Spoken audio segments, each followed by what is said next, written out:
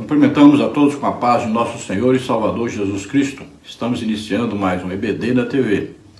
Eu sou o pastor Henrique, moro atualmente em Cajamar, São Paulo. Se você deseja nos convidar para estarmos aí, entre em contato conosco. Meu telefone ainda é o mesmo, DDD 99 e o telefone 991520454.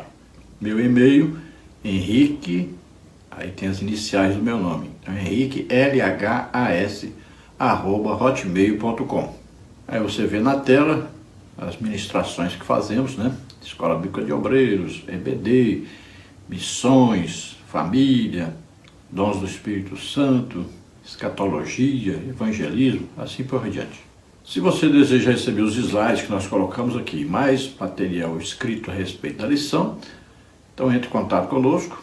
Você diz, eu quero material de apoio das revistas da CPAD, e aí coloca aí seu nome e sua cidade. E eu envio para você toda semana. Coloca o CPAD aí para mim saber qual é o material, porque eu comento outras revistas também. Dê aí um like para nos ajudar a divulgar esse trabalho e se inscreva aí no nosso canal para que outras pessoas também possam assistir e o YouTube espalhar mais aí por toda a rede. Coloque o link desse vídeo aí nos seus grupos, né, para outras pessoas também assistirem. Lembrando que o material aqui, além de ser da Escola Bíblica Dominical, é um material evangelístico. Eu faço oração no final, convite para as pessoas se converter. E também é um material que ajuda para que as pessoas sejam curadas, que eu faço a oração para as pessoas serem curadas no final desse vídeo. Jesus ensinava, pregava e curava a todos. Neste trimestre nós estamos estudando as revistas da CPAD adultos com o tema O Deus que governa o mundo e cuida da família. Os ensinamentos divinos nos livros de Ruth e Esther para a nossa geração. Nós temos como comentarista da CPAD deste trimestre o pastor Silas Queiroz, que é de Ji-Paraná, Rondônia. Já estudamos na lição 1, duas importantes mulheres na história de um povo. Na lição 2, o livro de Ruth. E na lição 3, Ruth e Noemi, entrelaçadas pelo amor. Hoje vamos estudar a lição 4, o encontro de Ruth com Boaz. Lembrando sempre aí da representatividade, né?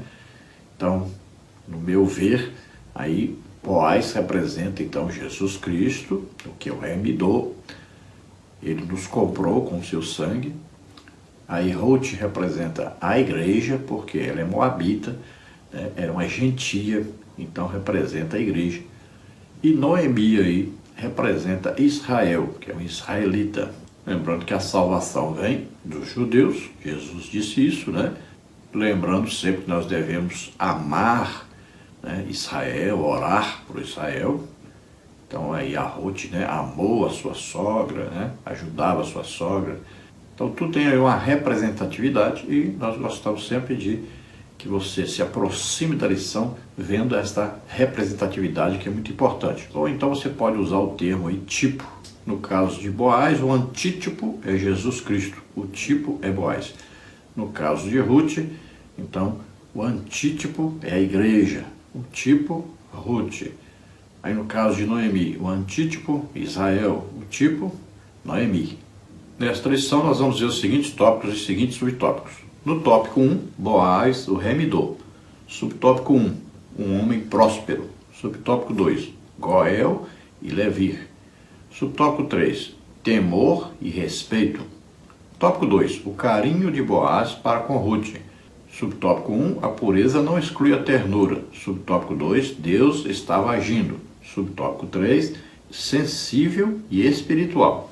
Tópico 3, a colheita de Ruth e a sua sobrevivência. Subtópico 1, a lei da semeadura. Subtópico 2, os acasos de Deus. Subtópico 3, o resultado da colheita. Então vamos procurar passar aí por todos esses tópicos e subtópicos, estudando essa muito importante lição. Então vamos ver aí Boaz como remidor, vamos ver aí o carinho de Boaz para com Ruth, vamos ver aí a colheita de Ruth e sua sobrevivência. O texto áureo da lição está em Ruth, capítulo 2, versículo 12, que diz: O Senhor galardoe o teu feito, e seja cumprido o teu galardão do Senhor, Deus de Israel, sob cujas asas te vieste abrigar. Ruth 2:12. Então vemos aí o encontro então, de Ruth com Boaz, e Boaz diz para ela que deu ordem aos seus moços, né, para ajudarem em tudo ela. Ela pergunta por que eu achei graça aos teus olhos para você fazer isso, me ajudar assim.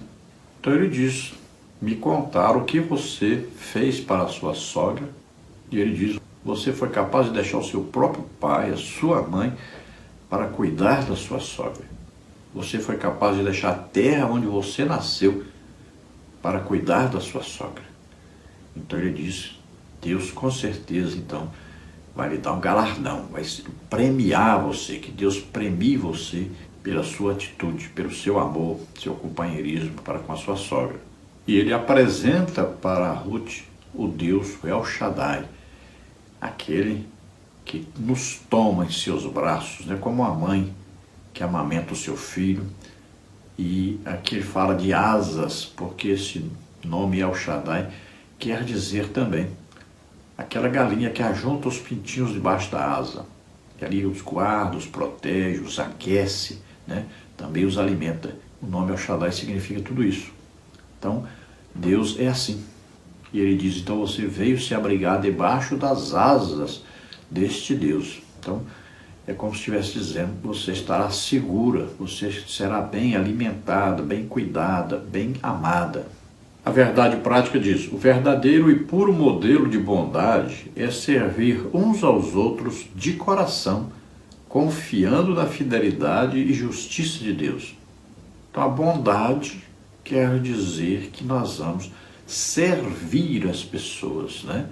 A nossa vida será para servir, para ajudar as pessoas a se chegarem a Deus, a serem abençoadas por Deus. Então nós temos que ser instrumentos de Deus para abençoar as pessoas. E quando nós fazemos isso, automaticamente temos que reconhecer que Deus é fiel, que Deus é maravilhoso, que Deus é galardoador daqueles que trabalham em prol daqueles que Ele ama, e também temos que confiar que um dia, no tribunal de Cristo, também seremos recompensados por tudo que fizemos para o bem das pessoas. Vamos à leitura bíblica em classe que está em Ruth, capítulo 2, versículo 1 ao versículo 4, também versículos 11, 12 e 14. Leamos. E tinha Noemi um parente de seu marido, homem valente e poderoso da geração de Elimeleque, e era o seu nome Boaz. E Ruth, a moabita, disse a Noemi, deixa-me ir ao campo e apanharei espigas atrás daquele em cujos olhos eu achar graça. E ela lhe disse, vai, minha filha.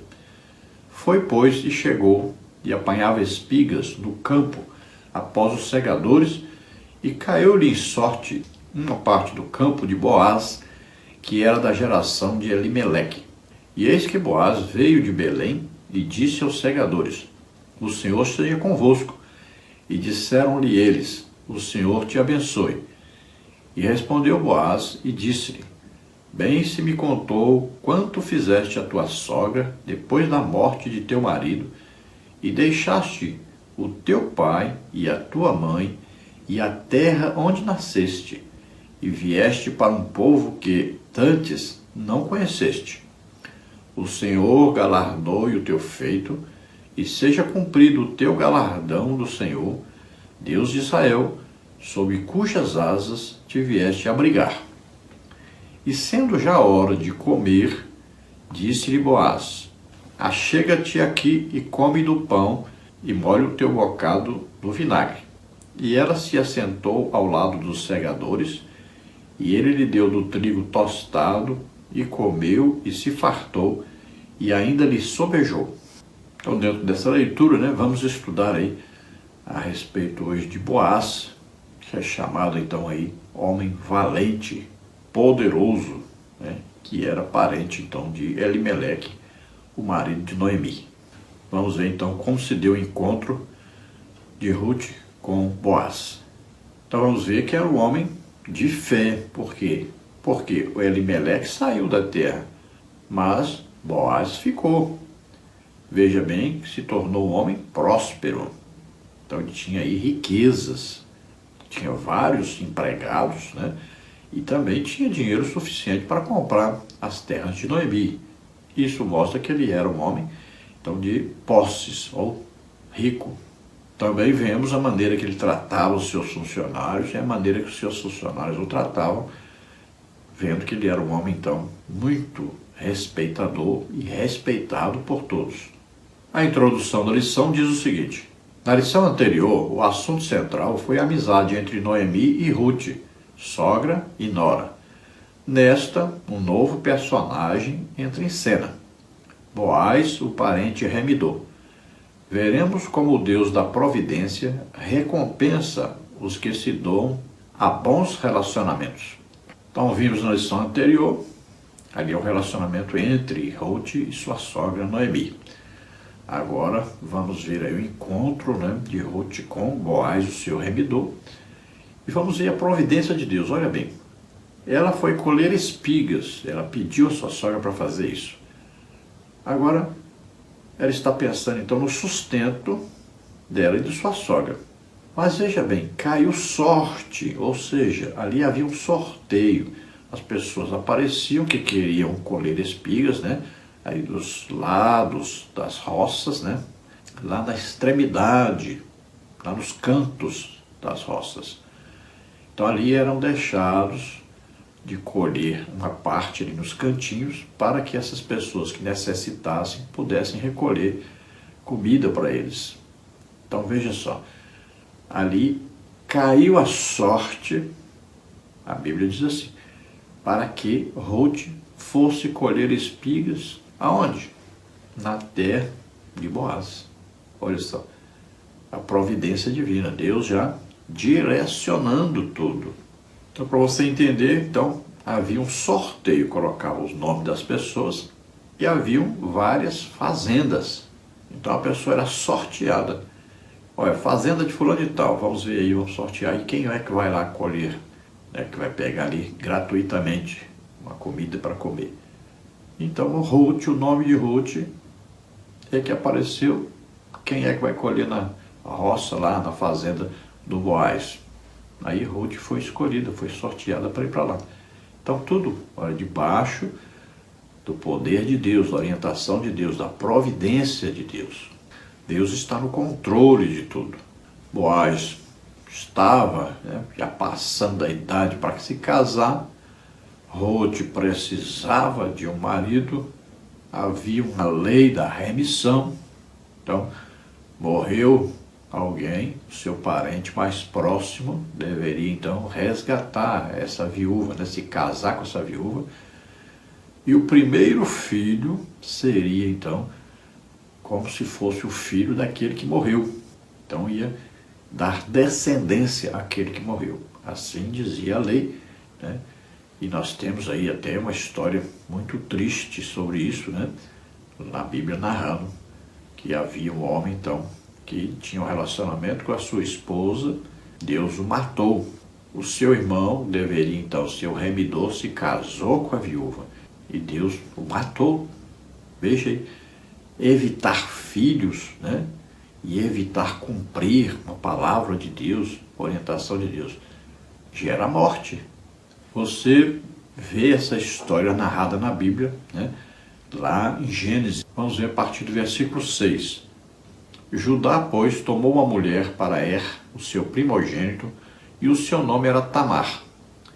Porém, o primogênito de Judá, era mau aos olhos do Senhor, por isso o Senhor o matou. Então disse Judá a Onã: toma a mulher do teu irmão e casa-te com ela, e suscita descendência a teu irmão. Onã, porém, soube que esta descendência não havia de ser para ele. E aconteceu que, quando possuía a mulher de seu irmão, derramava o sêmen na terra, para não dar descendência a seu irmão. E o que fazia era mal aos olhos do Senhor, pelo que também o matou. Então vemos nesta história como é que era essa remissão. Então o parente próximo do caso aí, o irmão daquele que faleceu, tinha que se casar com a mulher do seu irmão, que morreu, e o primeiro filho, então seria como se fosse filho daquele seu irmão que tinha casado com aquela mulher. Então o filho era descendência daquele que morreu. Então era a lei vigente em Israel, dada por Deus. Então vemos aqui um irmão que se casou com a mulher do seu irmão que havia morrido e, para não dar descendência a seu irmão que havia morrido, para não cumprir a palavra de Deus, né, o que ele fazia? Ele tinha relação sexual com a mulher, mas derramava o sêmen fora, ou seja, estava evitando o filho. Hoje se usa aí camisinha, né? Aí as mulheres usam pílula, estão evitando filho, que é contrário à palavra de Deus. Deveríamos ter tantos filhos quantos Deus quiser. Confiarmos em Deus, Ele que cuida, Ele que vai nos ajudar a sustentar, vai abrir portas para nós, nos abençoar. Filhos são bênçãos do Senhor. Então aqui, esse irmão, como fazia isso?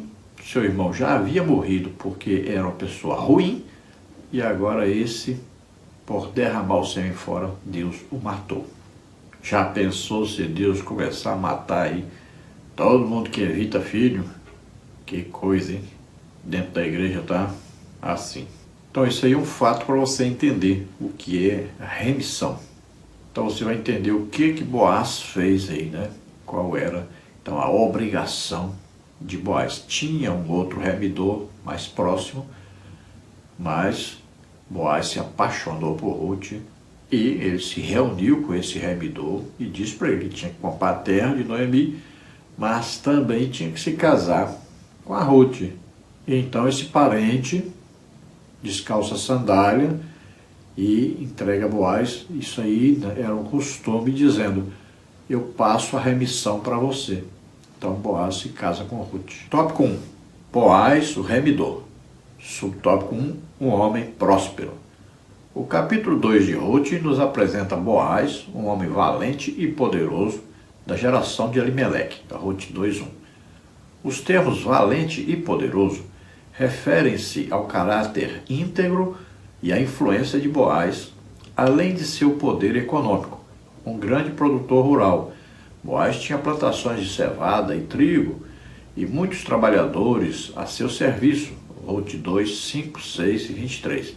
Reunia qualificações e condições para cumprir o papel de remidor. Então vemos aí no capítulo 2, onde é apresentado agora um novo personagem, Boaz, né? Antes, nós vimos lá Elimeleque, Noemi, seus filhos Malom e Quelion. Vimos lá as duas noras de Noemi, né? A Orfa e a Ruth. Então a história estava sendo narrada da partida de Elimeleque com a sua família para Moabe, e a narrativa do capítulo 1 é lá na terra de Moabe.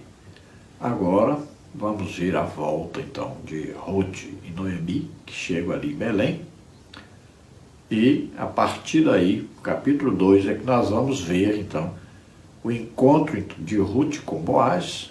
Vamos ver a Ruth procurando o sustento então de sua sogra, e vamos ver o reconhecimento de Boaz e também de todos ali, do amor, do cuidado que Ruth tinha para com a sua sogra.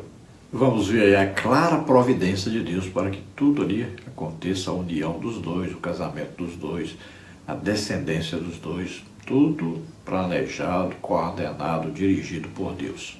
Veja, Deus só pode fazer isso com quem se entrega a Deus, com quem confia em Deus e na sua providência. Então é quando nos entregamos totalmente a Deus, quando confiamos totalmente em Deus, aí Ele pode agir controlando, indicando, conduzindo todo o nosso viver. Então é dito sobre Boaz que ele é um homem valente e poderoso. Então é só valente, significa que não era um homem medroso, não era um homem inseguro, não era um homem sem fé. Então vamos dizer, era um crente verdadeiro, acreditava e confiava em Deus. Poderoso significando que ele tinha posses, né? Que ele era um homem rico, era um fazendeiro com vários funcionários e que tinha plantação de cevada e trigo. Tanto a cevada quanto o trigo são cereais. A cevada passa por um processo de malteação, O trigo pode passar ou não. Por exemplo, uma bebida que é muito consumida hoje, né, pelas pessoas que não são crentes, a cerveja. Na cerveja, geralmente se contém tanto trigo quanto cevada. Claro que nas cervejas artesanais, nas outras as mais vendidas, né, geralmente tem mais misturas, mais coisas.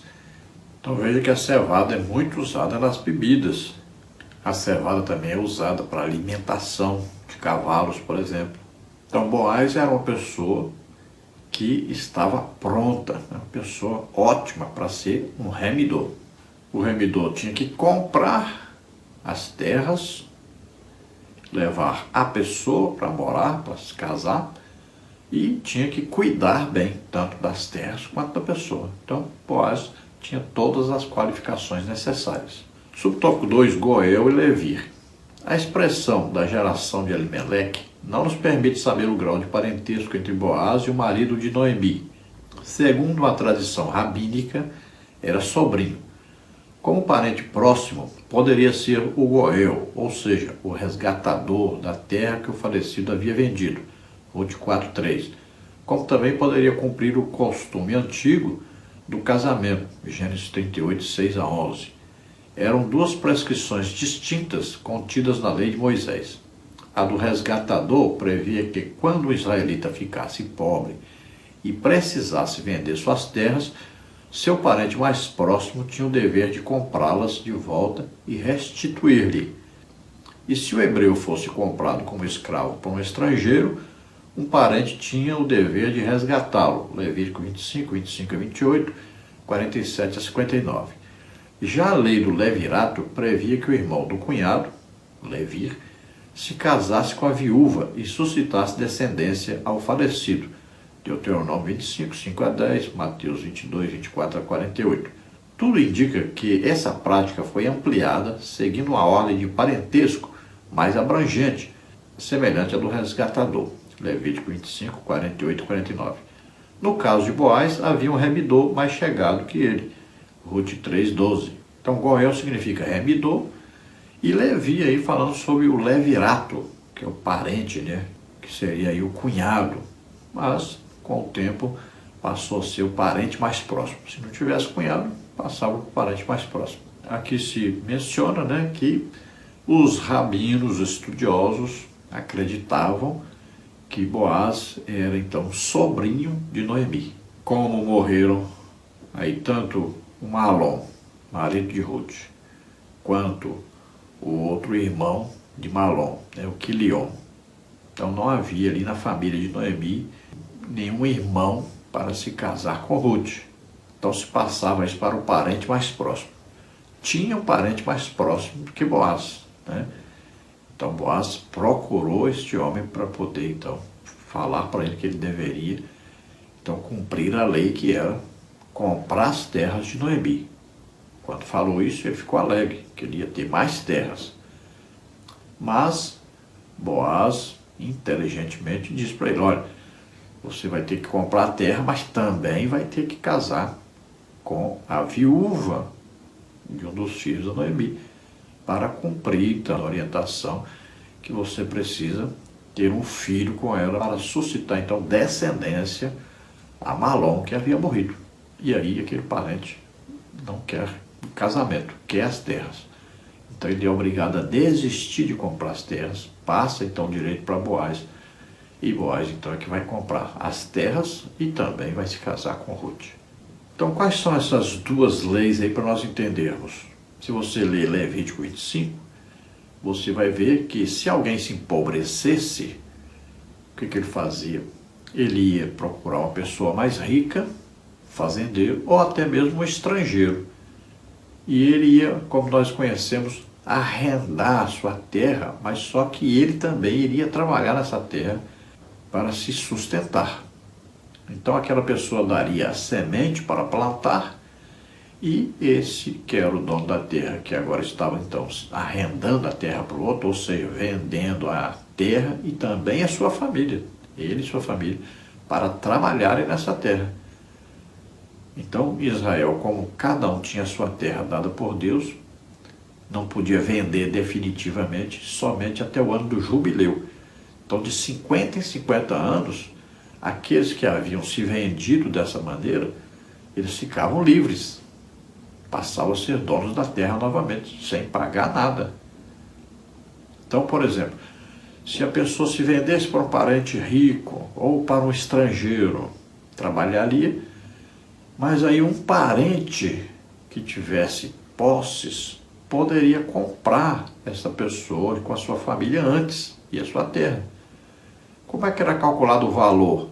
Era calculado o seguinte: quanto é que essa terra produz por ano? Produz, vamos dizer assim, nos dias de hoje. Essa terra aqui produz por ano 1 milhão. Então ia-se calcular. Quanto ela vale então? Bom, quantos anos falta para o ano do jubileu, quando essa terra passa a ser gratuitamente devolvida ao dono? Falta então 25 anos para o jubileu? Então ela vale 25 milhões, 1 milhão por ano, 25 anos, 25 milhões. Então o parente chegava: eu quero comprar. Quanto é então? É 25 milhões. Então ele tinha que pagar. Então o seu parente que estava ali trabalhando, né, que havia então se vendido, aí ficava novamente livre e ficava dono da terra. Quando Jesus veio à terra, ele se tornou nosso parente, porque em tudo ele se fez semelhante aos homens. Só não era semelhante no pecado, nunca pecou, mas se tornou homem. Então ele tinha que se tornar parente nosso, se tornou. Nós estávamos vendidos ao pecado, escravizados pelo pecado. Então, o que ele faz? Ele vai nos comprar. Qual é o preço? O preço é o sangue de Jesus derramado na cruz do Calvário. Então ele nos compra ali. Agora nós ficamos livres do pecado, livres da condenação eterna, e somos agora filhos de Deus. Fomos resgatados, comprados. Então Jesus é o nosso remidor. Então lá no caso de Boaz, então ele vai comprar as terras de Noemi e vai casar-se com Ruth. Lembrando que além de Jesus nos comprar, vai casar-se conosco lá nas bodas do Cordeiro. O que é bodas? Exatamente, casamento, nossa união íntima com Jesus Cristo, né? Não é união sexual, é união espiritual. E no caso então do levirato, já explicamos aí, lemos, né? Onde você dá para entender direitinho. Então aquele que morria, o seu irmão casava-se com a sua mulher para que dessa união nascesse um filho. O primeiro filho então era dado então o nome daquele irmão que havia morrido, para que esse filho então continuasse dando prosseguimento a esta família. Subtópico 3, temor e respeito. A saudação de Boaz a seus empregados demonstra que ele temia a Deus. A invocação a Jeová, o Senhor seja convosco, dirigida a todos os segadores, indica também seu respeito aos que com ele trabalhavam. Os empregados lhe retribuem com a saudação também amistosa e piedosa: o Senhor te abençoe. Ruth 2,4. Patrões e empregados devem se tratar com mútua consideração, reconhecendo a posição e o papel próprios de cada um na relação de trabalho. Efésios 6, 5-9, Colossenses 3, 22 até 4:1. É bom sempre, quando nós encontrarmos o nome Jeová, trocar por Yahvé. É a melhor tradução do nome, embora seja a mais usada na maioria das Bíblias. Então, certo aqui é que Boaz demonstra ser um homem temente a Deus, um homem de fé em Deus, e ele demonstra um profundo, então, respeito, admiração pelos seus funcionários, trata-os de uma maneira muito cordial, como se fosse o próprio pai deles, né? E quando ele chega, ele diz: o Senhor seja convosco. Aquela maneira que nós tratamos, paz do Senhor, irmãos, né? Veja bem, os patrões deveriam ser cordiais assim com seus funcionários, sempre desejando que Deus esteja com eles. E quando os funcionários respondem, a gente vê que eles respeitavam muito Boaz e o tratavam como se fosse um pai para eles. Eles disseram: o Senhor te abençoe. Olha aí. Então, deve haver essa mutualidade. Tanto o patrão tratando bem os seus funcionários, quanto os funcionários tratando bem os seus patrões. E a Bíblia nos orienta sobre isso, né? O apóstolo Paulo fala do relacionamento entre a família, a mulher seja submissa ao marido, o marido ame a sua esposa, os filhos obedeçam aos seus pais, e diz que os empregados devem obedecer aos seus patrões, né? Como se fosse o Senhor, como se ele fosse o próprio Jesus Cristo. Então, o empregado não pode roubar a empresa, não pode ficar falando mal do seu patrão, não pode tratar mal o seu patrão, tem que ser submisso ao seu patrão, obediente ao seu patrão, porque é assim que ensina a palavra de Deus. Tópico 2, o carinho de Boaz para com Ruth. Subtópico 1, então, a pureza não exclui a ternura. Logo que chegou ao campo, Boaz notou a presença de uma moça diferente entre as que respingavam, Ruth 2,5. Informado de que era Ruth, dirigiu-se a ela de forma carinhosa, chamando-a de filha, deu liberdade para continuar catando espigas em sua plantação e lhe assegurou de que seria tratada com devido respeito. Não dei ordem aos moços que te não toquem? Ruth 2,9. Boaz se preocupou com a segurança de Ruth. Assédio moral e sexual são atitudes pecaminosas e perturbadoras no ambiente laboral e em qualquer área da vida. Boaz era um cavalheiro, muito educado com todos. Um viver santo não exige que sejamos rudes e descorteses, segundo o livro de Reis 4, 8 e 9. Jesus, o mais puro dos homens, convivia com todos. Marcos 2, 15 a 17, João 4, 3 a 27. Então, logo que Boaz chegou ali ao campo, ele notou que havia uma moça ali diferente, né, das judias. Embora aqueles descendentes viessem lá de Ló e os descendentes de Israel viessem de Abraão, estão todos parentes, muito provavelmente uma aparência diferente, né? Até a maneira de vestir, ela não tinha as roupas igual das israelitas. Então, ele notou que era uma pessoa nova ali, diferente. Ele viu logo que era uma estrangeira. E, evidentemente, ele já olhou para Ruth e viu que era uma mulher muito bonita e atraente. É o que nós podemos chamar aí de paixão à primeira vista, né?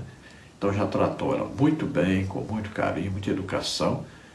E ele disse para ela que já deu ordem para os funcionários, para os empregados, para não tocarem nela, porque seria uma coisa que muito provavelmente aconteceria. Algum funcionário dele ia se ingressar ali para o lado dela, querendo até mesmo, né, ter uma relação sexual com ela, sabendo que ela já tinha sido casada, poderia até forçar a essa relação. Então estamos aí num ambiente de uma roça, né, de uma fazenda.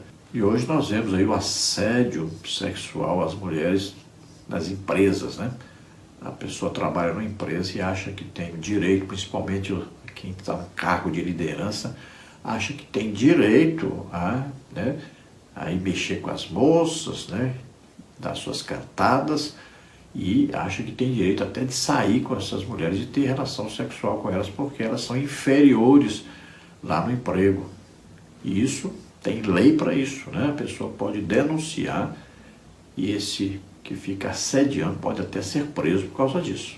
Então Boaz demonstrou ser um homem realmente correto, um homem que tratava então as mulheres de maneira com carinho, com muito amor, com muito respeito, com muito cuidado. Subtópico 2, Deus estava agindo. A atitude de Boaz surpreendeu Ruth.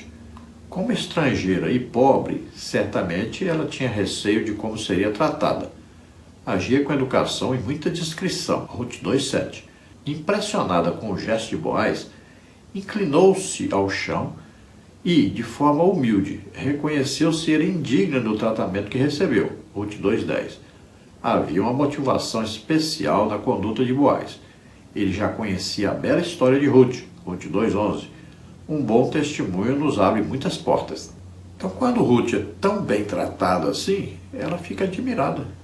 Por quê? Ela pergunta, por que você está me tratando tão bem assim? Então, ela não se achava digna. Por quê? Naquela cultura israelita, geralmente o quê? Uma pessoa estrangeira era maltratada, era logo excluída do meio dos outros. Sempre foi assim com os judeus. E deveria ser o normal. quando ela é bem tratada, ela fica admirada, porque ela achou que ela seria tratada como uma estrangeira, como alguém fora da aliança que eles tinham com Deus, né? Então, ela era uma gentia, e já havia uma ordem para os judeus, né? Gentil você trata como gentil, cuidado para não se misturar com ele. Mas olha só a providência de Deus. Deus mandou Ruth para a terra de uma pessoa que era também filho de uma gentia. Boaz era filho da ex-prostituta Raabe. Veja só, tudo providência de Deus, tudo arrumado, condicionado, tudo orientado por Deus. Boaz muito provavelmente também sofreu, né, com a discriminação dos judeus no início da sua vida. Muita gente deve ter dito, você é filho da prostituta. Imagine, a sua mãe Raabe, muitas vezes, com certeza, deve ter sido tratada mal por muitos israelitas, porque era uma ex-prostituta, era de Jericó, era então uma gentia. Então, quando Ruth está ali, ela não é discriminada, porque o próprio Boaz também era filho de estrangeiros, filho de gentia. Então, quando ela é bem tratada por aquele homem, ela fica admirada, ela se abaixa ao chão, reconhecendo, se humilhando diante dele, porque está dependendo totalmente dele para se sustentar e sustentar a sua sogra. Mas Boaz já sabia o testemunho que Ruth tinha de tratar bem a sua sogra, deixar seu pai, sua mãe, sua terra, tudinho, para estar com sua sogra, ajudando a sua sogra, e ela estava trabalhando ali, colhendo espigas, exatamente para ajudar a sua sogra a se sustentar. Então Boaz vai dizer para ela que está tratando ela assim por causa do seu testemunho. Então, bom testemunho do crente em qualquer lugar é importantíssimo. Se você quer trabalhar em qualquer empresa, o seu testemunho de cristão é muito importante para qualquer patrão. Todo patrão procura um funcionário honesto, que não vai lhe roubar, que não vai lhe enganar, que não vai ficar amarrando o serviço, não vai ficar fazendo corpo mole, né? Faltando serviço por qualquer coisa, não vai ficar no serviço batendo papo, usando celular, né? E deixando de executar o seu trabalho como deveria. Subtópico 3, sensível e espiritual. Boaz conciliava firmeza moral e sensibilidade, ternura e espiritualidade. O versículo-chave do livro é uma declaração feita por ele a Ruth, Ruth 2,12. Boaz tinha uma profunda compreensão espiritual. Ele reconhecia que o Deus dos hebreus não estava limitado a fronteiras territoriais ou barreiras étnicas.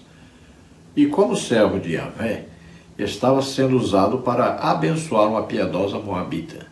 Suas palavras tocaram profundamente o coração de Ruth e lhe deram grande conforto. Ruth 2,13. Então Boaz diz para ela que Deus a galardoará, ou seja, a premiará pelo feito, pelo amor que ela demonstrava pela sua sogra, pelo cuidado pela sua sogra. E ela responde dizendo que ele é bendito de Deus porque ele está tratando ela como se ela fosse uma serva dele, como se fosse uma empregada dele lá da sua fazenda. Ele via que ele tratava os empregados de maneira como um cristão para nós hoje, né? Claro, como um temente a Deus. Então, ela fica admirada também com ele, com a maneira com que ele trata seus funcionários, e ela vê que ele está tratando a ela também, uma estrangeira, como se fosse uma própria funcionária. Então veja que o mesmo sentimento de amor, de carinho que Ruth teve para com a sua sogra, Boaz também está tendo o mesmo tipo de sentimento para com Ruth. Ou seja, essa maneira de amar, de ajudar, de cuidar, de ser carinhoso, estava tanto em Ruth, que havia se convertido ao Deus verdadeiro, quanto estava em Boaz, que também era convertido ao Deus verdadeiro. Tópico 3. A colheita de Ruth e a sua sobrevivência. Subtópico 1. A lei da semeadura. Uma cosmovisão secular produz a ilusão de que vivemos em um mundo dos homens, apartados de Deus e não afetados por ele. Isso é fruto de uma incredulidade crescente. Lucas 18, 1 a 8, 1 Timóteo 4, 1. Essa visão dualista em nada condiz com as Escrituras e com a realidade dos que confiam no Senhor da Providência. Ruth decidiu servir ao Deus de Israel em vez de Quemós, o Deus dos Moabitas, cuja adoração incluía o sacrifício de crianças. Números 21, 29, primeiro livro de Reis 11, 7, segundo livro de Reis 3, 26 e 27. Agora ela começava a experimentar a mão invisível de Jeová Jireh, agindo graciosamente em seu favor. A lei da semeadura funciona integralmente. 2 Coríntios 9, 6, Gálatas 6, 7. Então essa lei da semeadura é clara na palavra de Deus, né? Se você quer colher trigo, você tem que plantar semente de trigo. Se você quer colher milho, você vai plantar milho, né? Então você planta e você colhe. Se você quer plantar ódio, você vai colher ódio. Você quer plantar inimizade, você vai colher inimizade. Então você colhe de acordo com o que plantou. Os homens hoje vivem como se não tivesse Deus. Eles podem semear tudo que eles quiserem. Enganar, mentir, roubar, prejudicar as pessoas, como se Deus não existisse. Então, o homem semeia, sem lembrar que existe Deus. Se esquecem de Deus. E aí, quando colhem, ficam reclamando. Reclamar de quê? Você só está recebendo aquilo que plantou. Você semeou, está colhendo. Então veja, Ruth deixou de servir o Deus Quemós, que exigia o quê? Sacrifício de crianças. O próprio Salomão fez esse sacrifício, né? Quando se desviou lá de Deus. Veja só, eles pegavam então, acendiam geralmente um fogo dentro daquela imagem ali, que ficava com os braços assim, e colocava a criança ali. Veja só, de preferência até crianças recém-nascidas, e queimava a criança ali. Veja que coisa terrível, coisa maldosa, né? Mas a religião é assim. As pessoas não percebem, estão cegas, procurando um Deus para eles que vá lhes ajudar, mas esse Deus exige sacrifícios e eles fazem qualquer sacrifício. Veja aí, por exemplo, quantas pessoas estão aí oferecendo sacrifício, levantando-se aí de madrugada, indo lá para as encruzilhadas, né? Oferecendo ao seu Deus, olha só, cachaça, imagine, charuto. Veja só, onde é que Deus ia exigir isso de uma pessoa? Mas são cegos, né? Veja aí pessoas que fazem aí as romarias, andam de joelhos aí quilômetros, né? Andam às vezes a pé, quilômetros, fazem promessas e mais promessas. Onde é que Deus ia exigir isso dos homens? Nunca. Então são capazes de fazer todo tipo de sacrifício. Tem até aqueles que matam crianças para oferecer a esses deuses. Tem gente que vai lá no cemitério, no cemitério, pegar lá rim, fígado, coração das pessoas, para poder oferecer a seus demônios, que eles falam que são os deuses deles. Onde é que Deus ia exigir isso? Onde é que Deus ia pedir isso? É uma coisa tremenda, como as pessoas vivem escravizadas. Veja aí igrejas, quantas igrejas? Tem igreja que exige a mulher usar véu. A Bíblia está dizendo que o cabelo da mulher foi lhe dado em lugar do véu. Ao invés dela usar véu, ela tem o cabelo dela, não precisa. Mas exige, a religião é assim. São as coisas assim tolas, coisas bobas, exigências absurdas. As religiões querem escravizar as pessoas.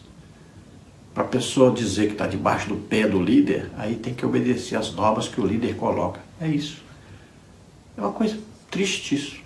Então Ruth deixou de servir esse Deus infame, mau, terrorista, né? E foi servir ao Deus verdadeiro. E ela viu o amor de Deus para com ela. E ela amou mais e mais ainda esse Deus. Subtópico 2, os acasos de Deus. O primeiro sinal da ação de Deus foi a escolha aparentemente aleatória que Ruth fez indo apanhar espigas no campo de Boaz, Ruth 2:3. Para ela era apenas uma casualidade, quando na verdade era um inequívoco ato da providência divina. Deus tem o controle de tudo e age em favor dos que o amam. Romanos 8:28. Quando Ruth retornou para casa e contou onde havia trabalhado, Noemi não escondeu sua exultação. Ruth 2:20. Uma esperança brotou no coração da pobre viúva. Jó 14, 7-9. Então vemos a providência de Deus quando foi tirado sorte para ver quem ia para a roça de Boaz, e Ruth, então foi sorteada. Olha aí, já estava a providência de Deus aí. Depois, quando Boaz vê Ruth, nós cremos que já está a providência de Deus aí, que já é uma paixão à primeira vista que ele tem. Então já estava a mão de Deus aí também. Quando Ruth chega em casa e diz na terra de quem ela foi colher espigas, aí a Noemi já viu que tinha ali a mão de Deus por detrás disso.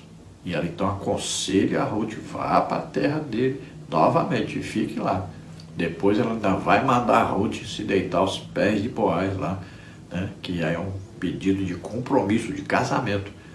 Então ela vê que a mão de Deus está ali, que o plano de Deus está ali, e ela percebe isso. Então ela tem a percepção espiritual para ajudar a tudo ser feito conforme a vontade de Deus. Então muitas vezes para nós é uma casualidade, né? A pessoa vai arrumar um emprego exatamente numa empresa onde Deus já preparou ali todo um caminho para ele cuidar da sua família, sustentar a sua família. Então está tudo bem cuidado, bem preparado. A pessoa muda de uma cidade para outra, Deus já prepara ali tudo, já está tudo preparado, tudo organizado. Deus tem um plano ali naquele lugar, tem um plano para essa pessoa neste lugar. E assim todas as coisas, todo lugar que nós vamos, temos que reconhecer, Deus tem um plano para mim aqui neste lugar, nessa situação, nesta igreja, nesse trabalho. Então, Deus está no controle de tudo. Apenas vamos nos submeter a Deus e vamos trilhar aquele caminho que Deus traçou para nós. Confiando, Deus está no controle. Subtópico 3, o resultado da colheita. Alguns frutos de nossas ações são colhidos de imediato. Outros levam tempo para aparecer.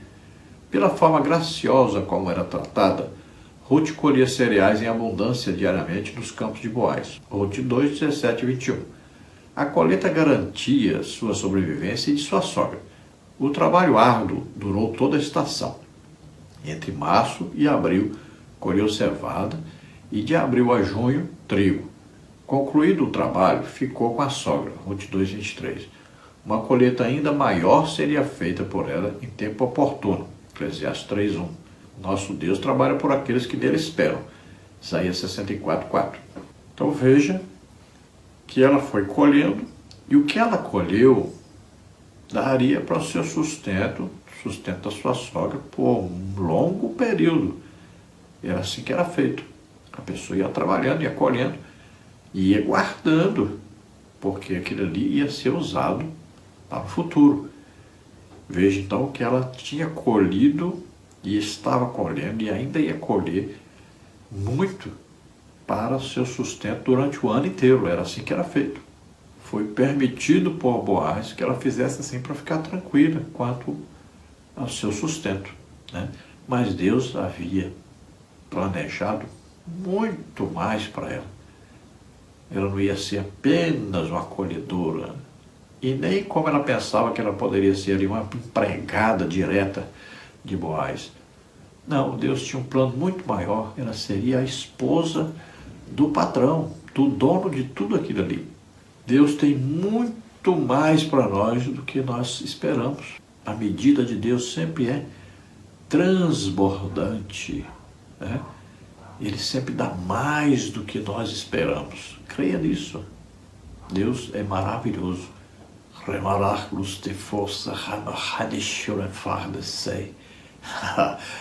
Oh, como Deus é maravilhoso. Por que você está preocupado com o que vestir, com o que comer? Por que você se preocupa tanto com esse futuro? Deus cuida de passarinhos.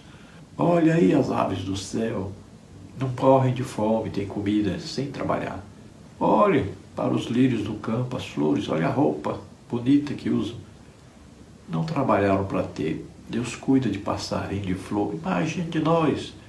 Nós somos filhos, confie em Deus. Conclusão, a atitude de fé de Ruth estava sendo recompensada.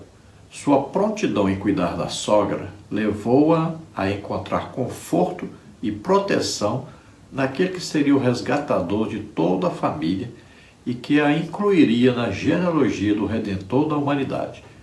O Deus de Ruth é o nosso Deus. Ele continua agindo por aqueles que decidem se abrigar debaixo de suas asas.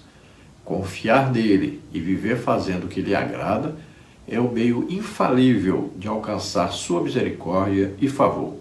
Então, quando Ruth toma a decisão de cuidar de sua sogra, de ter o Deus de sua sogra, o Deus verdadeiro, como seu Deus, então ela está incluída agora na aliança com Deus.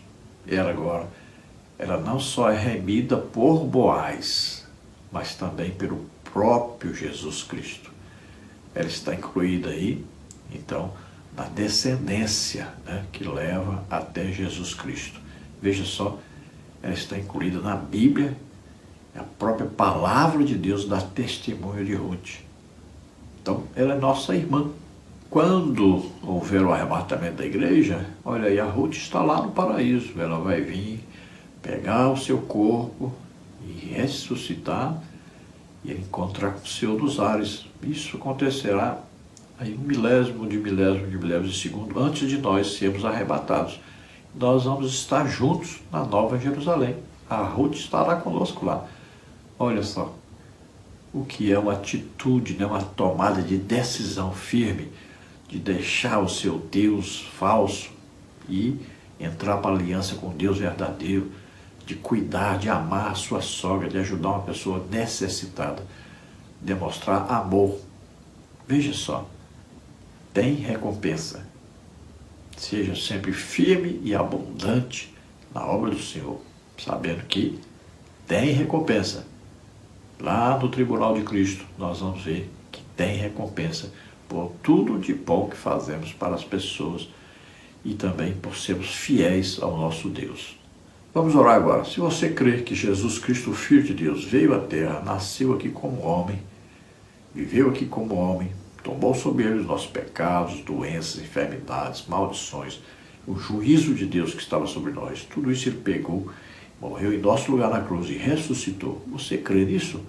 Você é salvo agora. Veja, Jesus é Deus, se tornou homem por amor a nós. Ele é dono de tudo, mas ele se fez pobreza por amor a nós. Ele nunca pecou, mas ele tomou os nossos pecados sobre ele. Ele não tinha do que morrer, o salário do pecado é a morte. Ele nunca pecou, mas ele morreu em nosso lugar. Ele veio para a terra para que nós pudéssemos ir para o céu. Ele se tornou filho do homem para que nós pudéssemos ser tornados filhos de Deus. Olha só, ele veio sofrer por nós, para nós sermos curados. Todas aquelas chicotadas, coroa de espinhos, sangue derramado, tudo para nós sermos livres, libertos, lavados, purificados, santificados, remidos, comprados como filhos de Deus. Temos um dono agora. Você não é dono do seu corpo, como dizem as mulheres. Você não é dono de nada. Deus é dono de tudo. Então nós sejamos filhos de Deus. Aí nós seremos co-herdeiros com Cristo. Lembre-se sempre, você tem um dono. Vamos orar agora. Se você entrega a sua vida para Deus agora, o Espírito Santo vem convencendo você do pecado, da justiça e do juízo. E você recebe a salvação. Se você está afastado, receba a renovação. Se você quer receber o batismo com o Espírito Santo, também é hora para isso. Creia e receba. É uma bênção de Deus e Ele dá para todos. Todos que quiserem, que desejarem, Ele dá, concede na mesma hora. Se você está doente ou está enfermo, receba a cura. Jesus já levou a sua doença lá na cruz do Calvário.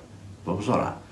Pai, em nome de Jesus, recebe por filho, Senhor, aqueles que agora se chegam a Ti, estão arrependendo-se agora dos seus pecados, pedindo perdão. Toma, Senhor, em Tuas mãos, ó Senhor, concede a eles agora o Espírito Santo para morar neles, morar com eles. Está todo o tempo abençoando-os em nome de Jesus. Abençoa, Senhor, toma, Senhor, tuas mãos, cuida, Senhor, protege, livra de todo mal. Abençoa essas vidas, Senhor. Revela a eles a tua salvação, a tua misericórdia, o teu amor.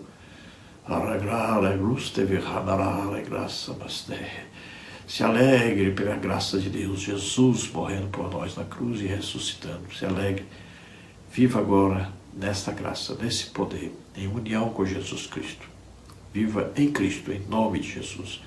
Você que está doente, está enfermo, receba a cura agora. Solta toda doença, toda enfermidade. Vai sair dessas vidas, em nome de Jesus. Toca, Senhor, toca neles agora e cura totalmente. Em nome de Jesus, receba a sua cura, receba o seu milagre. Agora, em nome de Jesus. Amém? Glória a Deus. Aleluia. Não se esqueça, dê aí um like, um gostei, um joinha.